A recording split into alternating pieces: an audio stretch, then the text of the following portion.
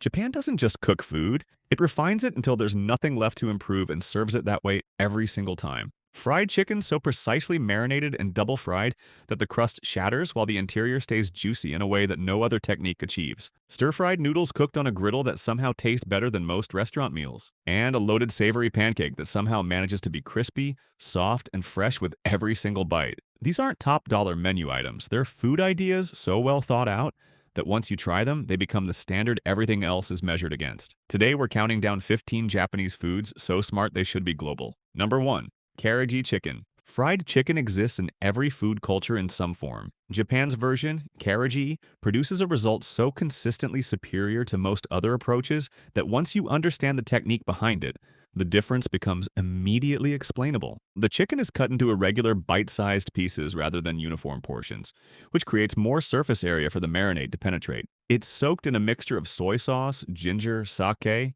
and sometimes garlic for at least 30 minutes, sometimes hours. The marinade flavors the meat all the way through rather than just seasoning the surface. It's then coated in potato starch rather than flour or a breadcrumb mixture. Potato starch produces a thinner, crispier crust that shatters on contact rather than compressing, and it maintains that crispiness for significantly longer after frying. The two-stage frying process, once at a lower temperature to cook through and once at a higher temperature to crisp the exterior, produces a crust and interior combination that single fry methods simply don't replicate. The result is chicken that's juicy, deeply flavored, and audibly crispy with every single bite. Number 2. Okonomiyaki. The name translates directly as cook what you like, which is both a description of how it's made and a philosophy about what food is supposed to be. Okonomiyaki is a thick, savory pancake built from a batter of flour, dashi, and egg with shredded cabbage forming the structural bulk of the mixture. Beyond that, the fillings are flexible. Pork belly, squid, shrimp, cheese, kimchi, or whatever combination the cook or customer prefers, is folded through the batter before it hits the griddle. It cooks slowly on a flat iron plate, set and flipped once, then dressed with okonomiyaki sauce, Japanese mayonnaise, dried bonito flakes that wave from the heat, and a dusting of dried seaweed. The result is simultaneously crispy on the outside, soft and dense in the center, rich from the sauce, and fresh from the cabbage. The regional variations between Osaka and Hiroshima styles produce meaningfully different dishes under the same name, which is part of what makes it endlessly interesting, rather than a single fixed recipe. Number 3. Yakisoba. Yakisoba is one of those dishes that sounds simple until you eat a version made properly and realize that the simplicity is the achievement rather than a limitation. Wheat noodles are stir-fried on a high-heat griddle with pork belly, cabbage, bean sprouts, and carrot until the noodles develop a slight char at the edges and everything is cooked through and caramelized rather than just heated. The sauce is a sweet, savory, Worcestershire-based blend applied at the end of cooking so it coats everything rather than becoming absorbed and disappearing. The toppings finish it. Dried bonito flakes that move from the heat of the dish. Pickled red ginger that cuts through the richness. A dusting of dried green seaweed that adds color and a faint oceanic note. It's sold at every Japanese festival, school event, and street stall across the country. The griddle format and the high heat produce a result that a home pan rarely replicates exactly, which is why yakisoba from a street stall consistently tastes better than yakisoba made at home. If you're enjoying this so far, go ahead and tap like. It tells YouTube you want more of Japan's clever, everyday innovations. And if you love discovering things you didn't even know existed, hit subscribe so you don't miss the rest of this list. Trust me, the next ones are even better. Number 4. Japanese milk bread. Most bread goes stale within a day of being baked. Japanese milk bread, called shokupan, stays soft for 3 to 4 days without any preservatives, and the reason is a technique developed in Japan that no other bread tradition uses in quite the same way. The tangjong method involves cooking a small portion of the flour and water together into a paste before adding it to the main dough. The starch in the flour gelatinizes during this step, which allows it to absorb and retain significantly more moisture than raw flour does. That additional moisture stays locked in the finished bread rather than evaporating during baking. The result is a loaf with a crumb so soft it compresses under gentle pressure and springs back completely, a thin crust that tears rather than shatters, and a mild, slightly sweet flavor that works with savory and sweet fillings equally. It's the bread used in katsu sandos, egg sandwiches, and Japanese toast culture, and once you've eaten it, the texture of standard white bread feels noticeably coarser by comparison. Number 5. Katsu sando. A sandwich is a simple format: two pieces of bread, a filling, and whatever condiment holds it together. Japan took that format and applied the same precision to it that it applies to everything else, and the result is one of the most satisfying handheld meals in the world. A katsu sando is a thick pork or chicken cutlet coated in panko breadcrumbs and fried to a uniform golden crust, placed between two slices of Japanese milk bread, with the crusts removed, and a generous layer of tonkatsu sauce applied to the bread. The contrast between components is what makes it exceptional. The crunch of the panko crust against the softness of the milk bread, the richness of the fried meat against the sharp, fruity acidity of the tonkatsu sauce, the clean, defined layers when the sandwich is cut in half. It's sold at convenience stores, dedicated katsu restaurants, and specialist sandwich shops across Japan. Every version follows the same basic logic and produces the same satisfying result. Number 6. Tonkatsu. Tonkatsu is the full version of what the katsu sando contains. A thick pork loin or fillet, pounded to an even thickness, seasoned, coated first in flour, then egg wash, then panko breadcrumbs, and fried at a precise temperature until the crust is uniformly golden and the interior is cooked through without drying out. The panko breadcrumb is the key variable. Japanese panko is made from bread without crusts, processed into larger, drier, more irregular flakes than standard breadcrumbs. Those flakes create a crust with more air gaps, more surface area, and more crispiness per bite than fine breadcrumbs produce. It's served with a pile of finely shredded raw cabbage, steamed rice, miso soup, and tonkatsu sauce, which is a thick, fruity, Worcestershire-based condiment applied liberally across the cutlet. Dedicated tonkatsu restaurants in Japan offer different grades of pork, different thickness cuts, and different aging periods for the meat, treating what most cuisines consider a straightforward preparation as a category worth specializing in entirely. Number 7. Japanese curry. Japanese curry shares a name and a basic concept with Indian curry and almost nothing else. The flavor profile is distinct, the texture is different, and the way it's eaten reflects a food culture that adapted an imported dish so thoroughly it became something entirely new. The sauce is thick, almost glossy, built from a roux base that gives it a body no Indian curry achieves. The spice level is mild to moderate, the flavor is rounded and slightly sweet, and the overall effect is deeply comforting rather than challenging. It's served over steamed rice, always with a protein of choice, and often a side of pickled vegetables called fukujinzuke that provide the sharp contrast the rich sauce needs. The curry roux block system made it one of the most frequently cooked home meals in Japan.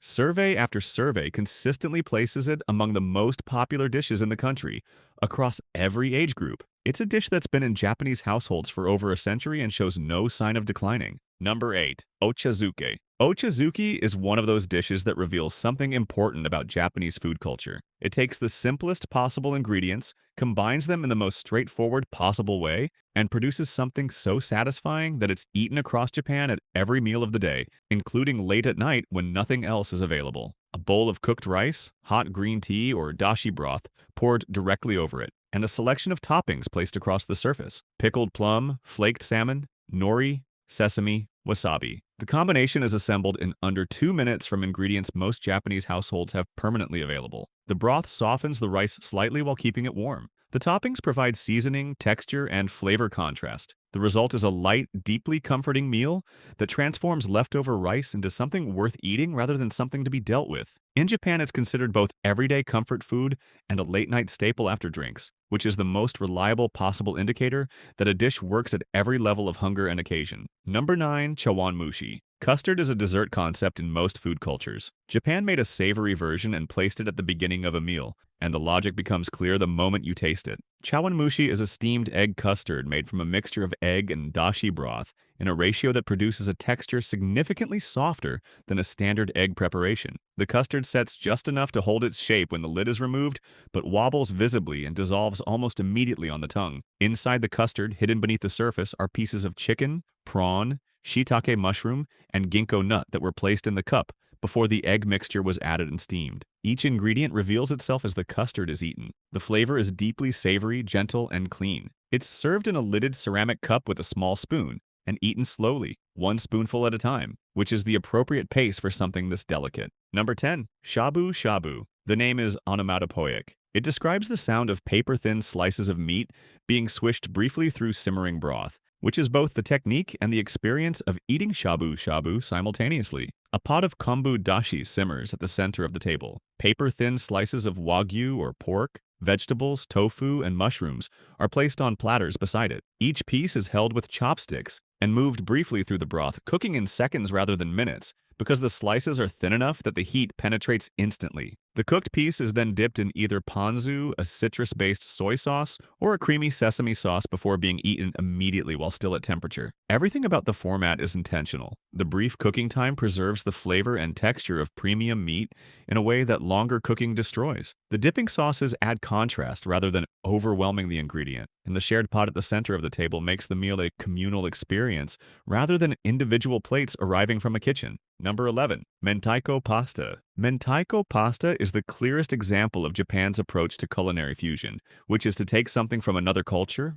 understand it completely, and then adapt it so thoroughly that the result is entirely Japanese despite its foreign origins. Mentaiko is spicy marinated pollock roe, a Japanese ingredient with a strong, briny, umami-forward flavor. Combined with butter, a small amount of cream or cream cheese, and soy sauce, it becomes a sauce that coats spaghetti in a way that produces something completely unlike any Italian pasta preparation. The RO partially cooks from the heat of the fresh pasta, releasing its flavor into the butter while retaining some texture. Nori strips and spring onion finish the dish. The result is a pasta that tastes unmistakably Japanese despite using a format that originated in Italy. It was invented in Japan in the 1960s as part of a broader movement of wafu pasta, Japanese-style pasta, and has been a fixture in Japanese home cooking and restaurant menus ever since. Number 12. Chirashi sushi. Sushi in most of its familiar formats requires skill, equipment, and time. Rolling maki, forming nigiri, slicing fish to the correct thickness, all of it involves a level of technique that most home cooks don't have and most people don't attempt at home.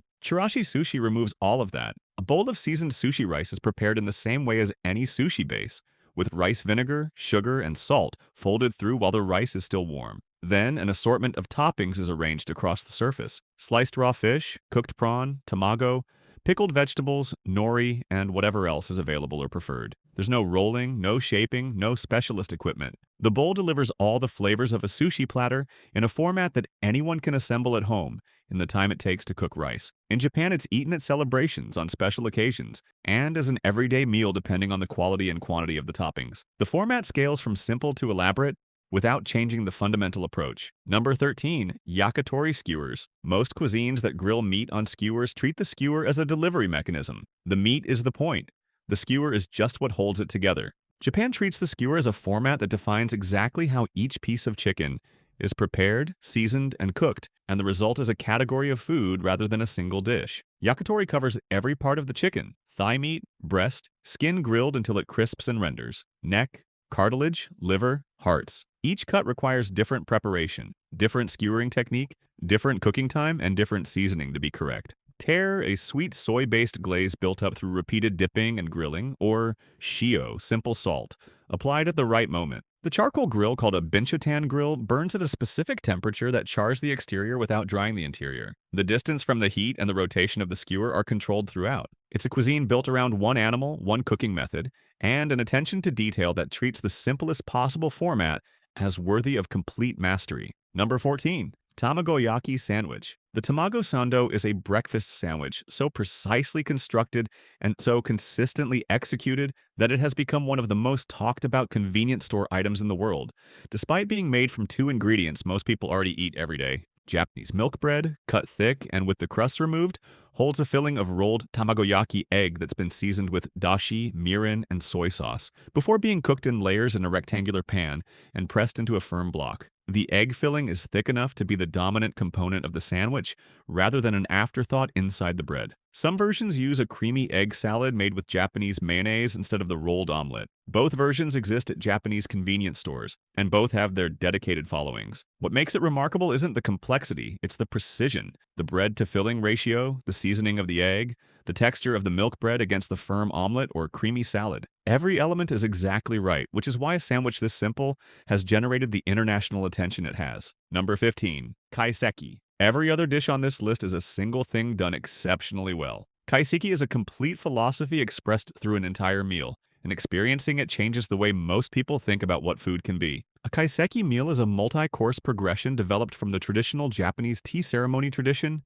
and refined over centuries into the highest expression of Japanese culinary art. Each course reflects the current season using ingredients at their precise peak. The visual presentation of every dish treats the plate as a composition rather than just a surface for food. The sequence of courses moves through flavor, texture, and temperature in a deliberate arc, designed to build and resolve like a piece of music. A kaiseki chef trains for years before being considered capable of executing the meal independently. The sourcing of ingredients, the selection of ceramics, the timing of each course, and the reading of the season are all considered inseparable from the cooking itself. Most people who eat kaiseki describe it as the best meal they've ever had. Not because of any single dish, but because of the totality of the experience, which is the entire point. If you want to see more amazing things Japan is doing better than the rest of the world, then like and subscribe. And make sure to watch the video on your end screen. It's packed with even more amazing food ideas.